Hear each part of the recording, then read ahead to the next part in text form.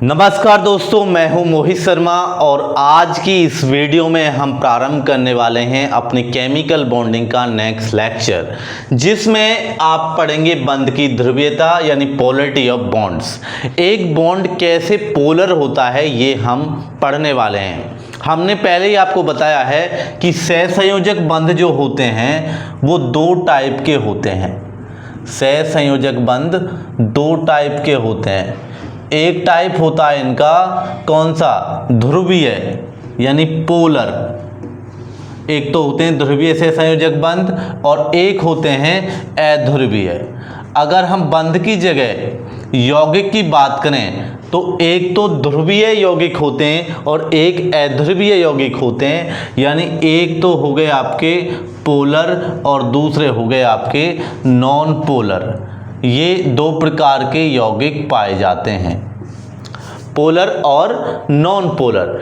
अब ये पोलर कौन से होते हैं? पोलर वो होते हैं जिनमें पॉजिटिव और नेगेटिव यानी दो प्रकार के एटम्स होते हैं, जिनमें असमान प्रकार के एटम्स होते हैं। एक पॉजिटिव आयन बना सकता है, एक नेगेटिव आयन बना सकता है। जैसे मैं आपको अभी बताऊंगा कि कैसे वैद्युत ऋणात्मकता का इनमें अंतर होता है, जिससे साझेदारी के इलेक्ट्रॉन को ये अपनी ओर खींचते हैं, जिससे पार्शियल पॉजिटिव चार्ज यानी आंशिक धनावेश और आंशिक ऋणावेश आ जाता है। और जो अध्रुवीय होते हैं वो समान प्रकार के एटम्स होते हैं, उनमें साझेदारी का इलेक्ट्रॉन बिल्कुल बीचों बीच रहता है। ठीक है, तो ये एटम्स क्या हैं? जिनमें समान प्रकार के एटम्स हैं ऐसे यौगिक कहलाते हैं अध्रुवीय सहसंयोजक यौगिक, और जिनमें असमान प्रकार के होते हैं उनको कहते हैं हम ध्रुवीय सहसंयोजक यौगिक। इस अंतर को हम इसमें पढ़ने वाले हैं। तो ये पोलरिटी है क्या चीज़, ध्रुवीयता क्या चीज़ है? आपने देखा होगा किसी इलेक्शन के समय किसी खास कम्युनिटी को अट्रैक्ट करने के लिए नेता कुछ बयान देते हैं और उससे वो खास कम्युनिटी उनकी तरफ हो जाती है। ये ही क्या है? पोलरिटी, यानी ये ही पोलराइजेशन है, ध्रुवण है, ध्रुवीयता है। ठीक है, जैसे वो क्या करते हैं, कोई बयान दिया और किसी को अच्छा लगेगा वो उनकी तरफ अट्रैक्ट हो जाएगा। उसी तरीके से क्या होता है कि साझेदारी के इलेक्ट्रॉनों को लुभाने का काम करते हैं कौन? एटम्स। जैसे ये HCl है। अब ये जो बॉन्ड बना है इसमें एक हाइड्रोजन का हिस्सा है, एक इलेक्ट्रॉन, और एक इलेक्ट्रॉन क्लोरीन का। तो ये क्लोरीन अपने इस साझेदारी के इलेक्ट्रॉन को क्या करना चाहेगा? अपनी ओर खींचना चाहेगा। और आप कहोगे कि ये क्लोरीन क्यों चाहता है, हाइड्रोजन क्यों नहीं? क्योंकि क्लोरीन एक नॉन मेटल है और नॉन मेटल भी वो क्या है कि वो आवर्त सारणी में बिल्कुल उसका जो स्थान है वो दाहिनी ओर है, पी ब्लॉक के एलिमेंट्स में है, यानी 17 ग्रुप में। टोटल 18 ग्रुप होते हैं, 17 ग्रुप में उसका स्थान है। तो ये ज़्यादा इलेक्ट्रोनेगेटिव है हाइड्रोजन से। ये साझेदारी के इलेक्ट्रॉन को अपनी ओर खींचना चाहेगा, जिससे ये साझेदारी का इलेक्ट्रॉन किसकी ओर भागेगा? ये भागेगा क्लोरीन की ओर। तो ये हो गई ध्रुवीयता, ये बॉन्ड में ध्रुवीयता आ गई है।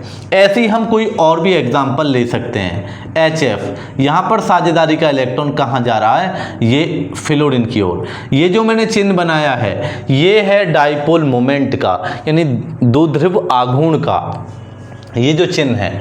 तो ये आप कंफ्यूज ना हो, आगे हम इसी को टारगेट करने वाले हैं, इसी को पढ़ने वाले हैं कि बॉन्ड की ध्रुवीयता क्यों और कैसे आती है और इस पर क्या प्रभाव पड़ता है। ये कैसे किसी भी मॉलिक्यूल को कैसे हम बता सकते हैं कि ये एक ध्रुवीय है यानी पोलर है, पोलर बॉन्ड है, और ये नॉन पोलर बॉन्ड है। मैं आपको बता दूं कि नॉन पोलर जो होते हैं उनका द्विध्रुव आघूर्ण हमेशा 0 आता है। तो हमारा जो नेक्स्ट टारगेट है वो द्विध्रुव आघूर्ण ही होगा, यानी डाइपोल मोमेंट ही होगा। डाइपोल मोमेंट ही हम पढ़ने वाले हैं, यानी द्वि हो गया, द्विध्रुव आघूर्ण। इसको हम समझने वाले हैं द्विध्रुव आघूर्ण होता क्या है। देखिए द्विध्रुव आघूर्ण क्या चीज़ है, फिजिक्स में भी हम द्विध्रुव आघूर्ण को पढ़ते हैं। द्विध्रुव आघूर्ण को हम म्यू से डिनोट करते हैं, म्यू से, इसको क्या बोलते हैं हम, म्यू बोलते हैं। और जो चार्ज होता है और जो इस चार्ज के बीच में डिस्टेंस है, इसके गुणनफल को हम कहते हैं क्या, द्विध्रुव आघूर्ण। जैसे ये साझेदारी का इलेक्ट्रॉन Cl की ओर चला गया, जब Cl की ओर गया है तो Cl पर पार्शियल नेगेटिव चार्ज आ जाएगा, क्योंकि इलेक्ट्रॉन जहां भी जाते हैं वो नेगेटिव चार्ज लेकर के आते हैं, और इस पर आ जाएगा पार्शियल पॉजिटिव चार्ज, क्योंकि इसकी तरफ से इलेक्ट्रॉन्स गए हैं। ये दोनों परिमाण में बराबर होंगे, यानी इनका जो वैल्यू है वो मैग्नीट्यूड बराबर होगा।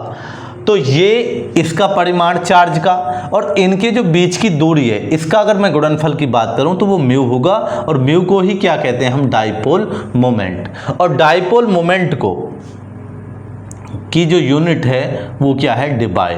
डिबाई होती है इसकी यूनिट, ध्यान रखिए, डिबाई यूनिट होती है, ये भी क्वेश्चन बन सकता है। और ये चार्ज है, क्योंकि ये चार्ज को हम कूलाम में दिखाते हैं, और डी को, दूरी को किस में, मीटर में। तो डिबाई का मतलब होता है कूलाम इनटू मीटर, यानी कूलाम मीटर को ही हम डिबाई से बोलते हैं, क्योंकि डिबाई ने ही इस परिकल्पना को दिया।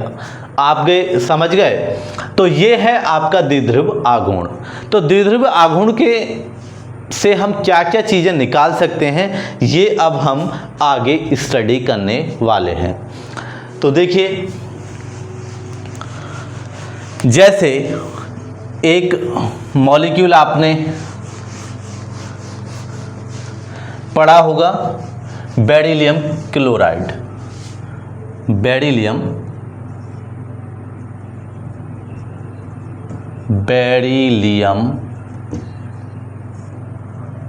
क्लोराइड,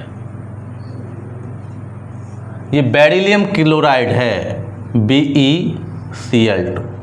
अब BeCl2 को आपने पढ़ा होगा। BeCl2 में क्या होता है कि बोरोन के 2 होते हैं, क्योंकि बोरोन आप सभी समझते हैं कि 4 तो इसका एटॉमिक नंबर है, तो 2,2 क्लोरीन जुड़े हुए हैं 7 इलेक्ट्रॉन वाले, ये क्लोरीन जुड़े हुए हैं। अब ये तो 7 और 1 8 और 7 और 1 8, ये बना लिया। अब ये बाकी क्या हुआ, बाकी ने इस तरीके से बना लिया। बोरोन पर 4 इलेक्ट्रॉन होते हैं, और ये अष्टक नियम को फॉलो नहीं करता, अष्टक नियम इस पे फॉलो नहीं होता है। ये अपवाद है अष्टक नियम का, क्योंकि अष्टक नियम ये कहता है कि किसी के लिए भी स्टेबिलिटी के लिए कितने चाहिए, 8, लेकिन इसमें पॉसिबिलिटी बन ही नहीं पाती, 4 इलेक्ट्रॉन ही कंप्लीट हो पाते हैं, तो अष्टक नियम को ये फॉलो नहीं कर पाता है। तो इसमें जो बॉन्डिंग दिखाई जाएगी दोस्तों इस तरीके से कुछ। अब इसमें क्या है, बेरिलियम क्या है, एक मेटल है, ठीक है, कौन सी है, alkali earth metal, alkali earth metal यानी क्षारीय मृदा धातु है। अब इसमें क्या है कि साझेदारी के इलेक्ट्रॉन तो देखो इन बॉन्ड में भी होंगे, इन साझेदारी के इलेक्ट्रॉन बेरिलियम अपनी ओर खींचता है, यानी हम जब भी हम डाइपोल मोमेंट को दिखाएंगे तो इसको पीछे से क्रॉस्ड एरो बना देंगे। इसका मतलब है कि साझेदारी के इलेक्ट्रॉन इधर भाग रहे हैं क्लोरीन की ओर, और ये इलेक्ट्रॉन किधर भागेंगे, ये भी क्लोरीन की ओर, तो ये बीच में पड़ गया। तो ये बिल्कुल एक सीधी रेखा वाला बॉन्ड बना, और इसका बॉन्ड एंगल कितना होगा, 180। अगर हम ऐसे देखें तो कितना होगा, 180। एक सीधी रेखा तो 180 की होती है। मेरा कहने का मतलब ये है कि ये एक, अगर मैं सीधी रेखा का मानूं तो एक रेखीय अणु है, ये लीनियर मॉलिक्यूल, लीनियर मॉलिक्यूल यानी एक रेखीय अणु है ये। और इसका डाइपोल मोमेंट कितना आएगा, डाइपोल मोमेंट इसका 0 आना चाहिए। क्यों आना चाहिए, अरे 0 तो इसलिए आएगा क्योंकि बेरिलियम को ये भी खींच रहा है और ये भी खींच रहा है, बराबर फोर्स है, बराबर क्या है, फोर्स।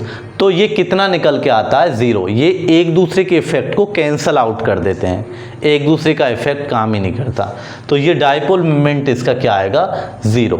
तो बताइए ये समझ में सबके आया होगा। और मैं इस तरफ और स्थिति स्पष्ट करते हैं। एक जो हमारे लिए, जो हमारे TGT PGT एग्ज़ाम्स के लिए जो इम्पोर्टेंट चीज़ हैं वो मैं भी डिस्कस करूँगा। वो कौन कौन से क्वेश्चन है। हम केवल उन चीज़ों को फोकस कर रहे हैं जो एग्ज़ाम ओरिएंटेड हैं। BF3 बोरोन है। बोरोन में जो बॉन्डिंग होती है, बोरोन के खुद कितना होता है, बोरोन 5 होता है। आउटर मोस्ट में 3 इलेक्ट्रॉन होते हैं और तीनों और कौन जुड़ जाता है, F। बॉन्डिंग तो आप पे आ गई होगी, नहीं आई? ठीक है, BF3 F जुड़ गया। अब इसमें भी यही स्थिति बनती है। इलेक्ट्रोनेगेटिव कौन है सबसे ज़्यादा, फ्लोरीन बोरोन से, और वैसे भी पीरियोडिक टेबल में सबसे ज़्यादा इलेक्ट्रोनेगेटिव है। तो डाइपोल मोमेंट्स की जो डायरेक्शन होगी वो ऐसे होगी, कुछ इस तरीके से होगी, बोरोन रहेगा बीच में। तो ये सारे एक दो, और ये समान एंगल होते हैं। आपको मैं बता दूं कि ये क्या होते हैं, एक समान एंगल होते हैं, 120 के समान एंगल होते हैं। अब ये एक दूसरे के इफेक्ट को कैंसल आउट कर देते हैं, जिससे डाइपोल मोमेंट निकल के कितना आता है, 0। वैसे ये ट्राइगोनल प्लेनर है, यानी त्रिकोणीय समतल। ठीक है, त्रिकोणीय समतलीय एक अणु है, लेकिन इंग्लिश में बोलेंगे ट्राइगोनल प्लेनर। और इसका डाइपोल मोमेंट कितना निकल के आता है, 0। बात क्लियर होगी सभी के लिए? ये तो आपने लिख लिया होगा, नहीं लिया तो स्क्रीनशॉट ले लिया करें, वीडियो को रोक करके स्क्रीनशॉट ले लिया करें। ठीक है, अब एक क्वेश्चन अक्सर पूछा जाता है, चलो इसे भी डिस्कस कर लेते हैं पहले। CCl4 का आप देखिए कुछ इस तरीके से स्ट्रक्चर बनता है।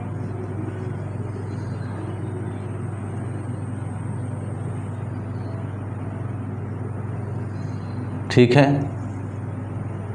और इसको दिखा देते हैं यहाँ। अब ये वैसे तो टेट्राहेड्रल होता है। अब इसमें सारे क्या होते हैं, 4 कोनों वाली अगर 3D इमेज बन जाए, यानी जिसमें लंबाई चौड़ाई ऊंचाई हो, तो उसको हम 3D बोलते हैं, टेट्राहेड्रल बोलते हैं, यानी चतुष्फलकीय, यानी 4 कोनों वाली। अब इसमें भी सारे एक दूसरे अपने इफेक्ट को क्या कर देते हैं, कम। 3D इमेज पेपर पे तो नहीं बनती है, ये तो आपको पता है। 3D 2D ही बन सकती है, जिसमें 2 डायमेंशन है, लंबाई और चौड़ाई। तो ये क्या है, एक दूसरे के इफेक्ट को क्या कर देंगे, कम, और एक दूसरे के इफेक्ट को जब कैंसिल कर देंगे तो ये क्या निकल के आएगा, इसका डाइपोल मोमेंट भी 0 निकल के आएगा। तो आपसे अगर BCl2, CCl4 या BF3 आपको दिख रहा है तो उसका डाइपोल मोमेंट कितना है, 0। लेकिन अगर आपसे आकृति पूछे, शेप, तो ये टेट्राहेड्रल चतुष्फलकीय है। ये कैसा है, चतुष्फलकीय।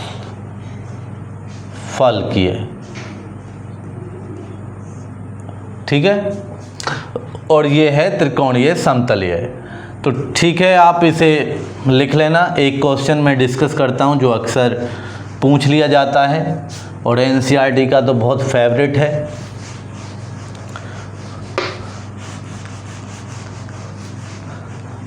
अब आपसे पूछ लिया जाए कि NH3 और NF3 किसका डाइपोल मोमेंट ज़्यादा और क्यों, किसका ज़्यादा है, ये पूछ लिया जाए। ठीक है, इस तरीके से पूछ लिया जाता है। ऑप्शंस होते हैं किसका ज़्यादा है। अब NH3 का ज़्यादा है, NF3 का कम है, किसका है ये हमें पता करना है। इसकी आप संरचना बनाओगे, कुछ इस तरीके से बनती है, और इसकी हम NF3 की बनाएं, बनती ये भी ऐसे ही है, क्योंकि पिरामिडीय होती है, पिरामिड की तरह। ये जो आप देख रहे हो NH3 में, ये इलेक्ट्रॉन्स हैं।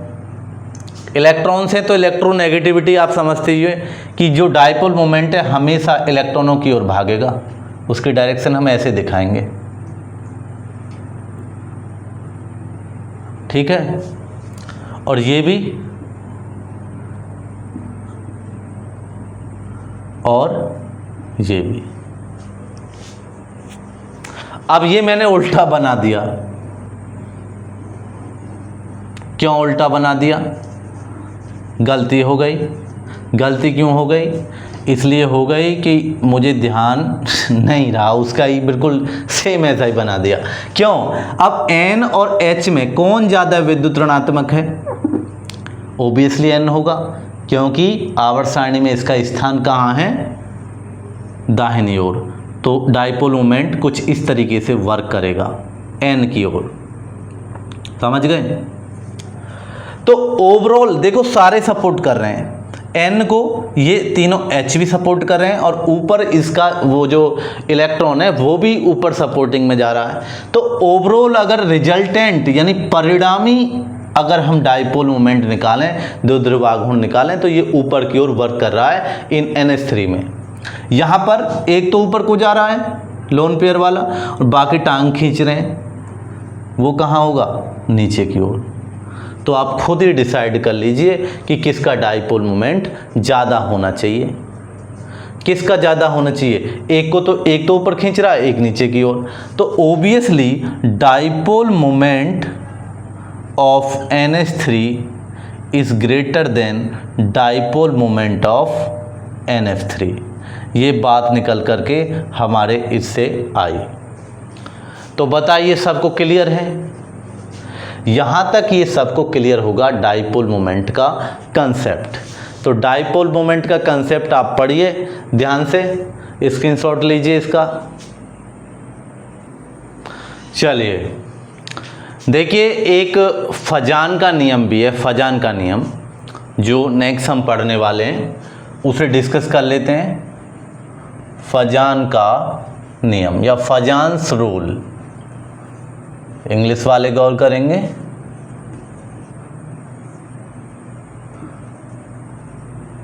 फजान्स रूल, फजान का नियम। अब ये फजान का नियम है क्या? देखिए, फजान ने बताया कि जैसे आयनिक कंपाउंड होते हैं ना, उनमें भी कोवेलेंट कैरेक्टर पाया जाता है। ठीक उसी तरह जैसे कोवेलेंट बॉन्ड्स में आयोनिक कैरेक्टर होता है, पोलैरिटी में हमने देखा पार्शियली पॉजिटिव चार्ज और पार्शियली नेगेटिव चार्ज आया, उसी तरीके से आयनिक कंपाउंड के अंदर भी कोवेलेंट कैरेक्टर पाया जाता है। वो कैसे? जितना छोटा क्या होगा? कैटायन। कैटायन तो आप सभी समझते होंगे, कैटायन कहते हैं धनायन को। छोटा धनायन जितना होगा, छोटा धनायन, ठीक है, smaller the cation and larger the anion. Anion कैसा होना चाहिए? लार्जर। लार्जर यानी साइज की बात हो रही है यहाँ, और समझ में आएगा जब हम क्वेश्चन करेंगे। छोटा धनायन, बड़ा ऋणायन, ये है। छोटा तो धनायन होना चाहिए, उतना ही ज़्यादा क्या होगा? उस बॉन्ड के अंदर सहसंयोजक गुण पाया जाएगा। सहसंयोजक गुण यानी कोवेलेंट कैरेक्टर पाया जाएगा। Covalent character, greater the covalent character, उतना ही ज़्यादा पाया जाएगा, ये ध्यान रखें। ज़्यादा सहसंयोजक गुण। अब दूसरा पॉइंट आप नोट करिए। दूसरा पॉइंट इसका कहता है, दूसरे पॉइंट का कहना है कि smaller cation larger the anion हो गया। दूसरा पॉइंट कहेगा कि धनायन हो यानी कैटायन हो यानी धनायन, या फिर आपका ऋणायन हो जिसे हम कहते हैं एनायन।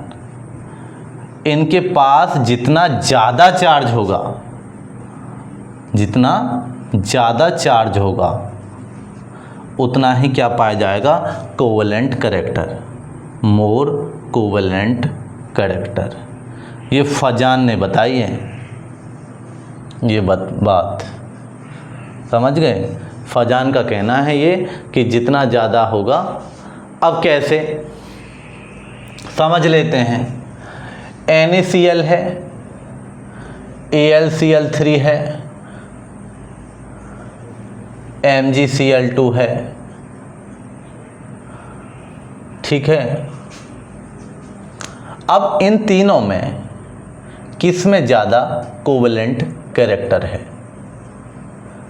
किसमें ज़्यादा कोवेलेंट कैरेक्टर है।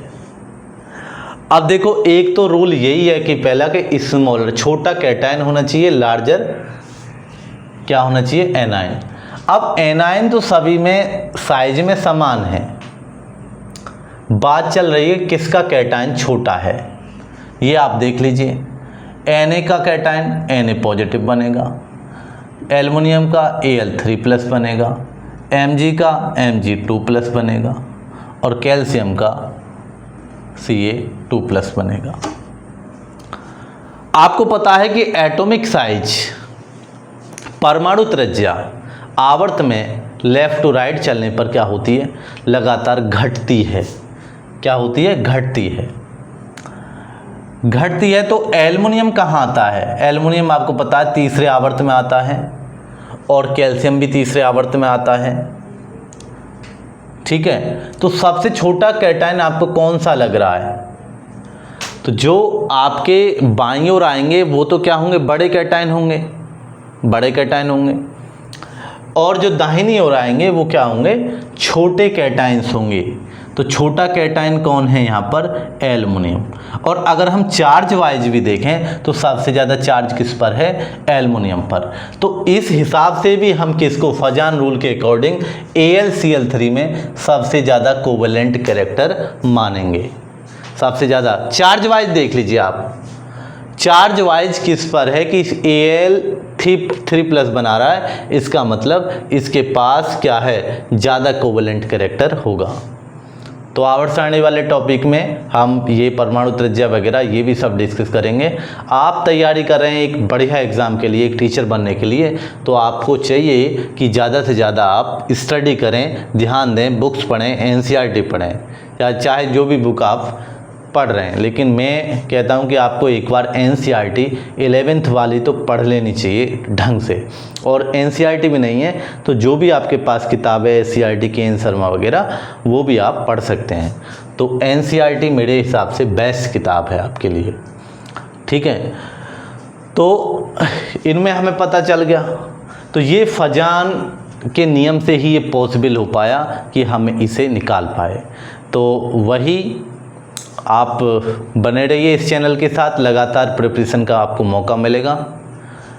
टेस्ट सीरीज लॉन्च करने वाले हैं, बहुत जल्दी लॉन्च करेंगे और उसके टेस्ट बनाए जा रहे हैं और बहुत बढ़िया टेस्ट होंगे और एग्ज़ाम ओरिएंटेड होंगे। तो आपको सफलता निश्चित है। आप हमारी ऐप डाउनलोड करना ना भूलें, Gyan Maya e learning app play store पर उपलब्ध है। Thank you, have a nice day.